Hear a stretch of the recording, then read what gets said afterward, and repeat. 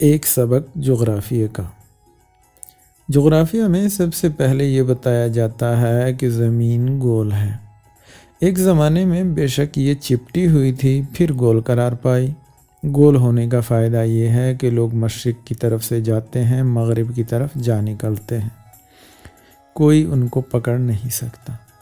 اسمگلروں، مجرموں اور سیاستدانوں کے لیے بڑی آسانی ہو گئی۔ ہٹلر نے زمین کو دوبارہ چپٹا کرنے کی کوشش کی تھی، لیکن کامیاب نہیں ہوا۔ پرانے زمانے میں زمین گل محمد کی طرح ساکن ہوتی تھی۔ سورج اور آسمان وغیرہ اس کے گرد گھوما کرتے تھے۔ شاعر کہتا ہے، رات دن گردش میں ہے 7 آسماں۔ پھر گلیلیو نامی ایک شخص آیا اور اس نے زمین کو سورج کے گرد گھمانا شروع کر دیا۔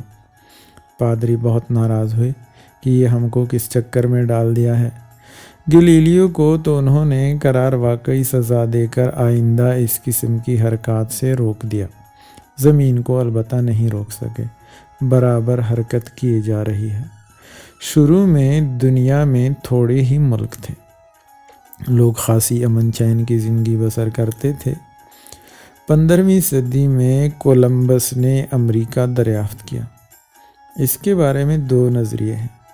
کچھ لوگ کہتے ہیں کہ اس کا قصور نہیں، یہ ہندوستان کو یعنی ہمیں دریافت کرنا چاہتا تھا، غلطی سے امریکہ کو دریافت کر بیٹھا۔